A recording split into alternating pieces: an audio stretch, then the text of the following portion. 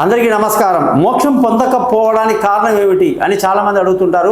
మోక్షం పొందాలి అంటే నిరంతరం మనకు ఆ ఆలోచన మాత్రమే ఉండాలి. ఉదయం లేచిన కాడి నుంచి రాత్రి పడుకునే వరకు ఇహలోకంలో ఉన్న సుఖాలు అన్నీ అనుభవించవచ్చు, తప్పులేదు. కానీ వీటికి పరమార్థం ఏమిటి? మహావిష్ణువు యొక్క మోక్ష దాన్ని వెళ్ళాలని చెప్పడానికి వైకుంఠం చేరాలి అని చెప్పి ఎవరైతే కోరుకుంటారో వాళ్ళు మోక్షానికి అర్హులు అన్నమాట.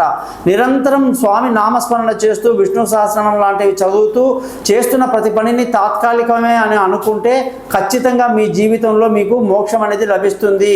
కేవలం ఈ నాటక రంగంలో మన పాత్ర పోషిస్తున్నామని తెలుసుకోవాలి.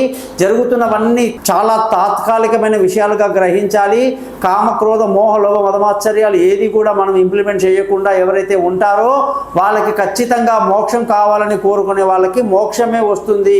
కాబట్టి భగవంతుని మనం కోరే కోరికని బట్టి మనకు ఉన్నటువంటి పద్ధతులు అలవాట్లు అన్నీ కూడా అవే ఆటోమేటిక్గా మారుతాయి.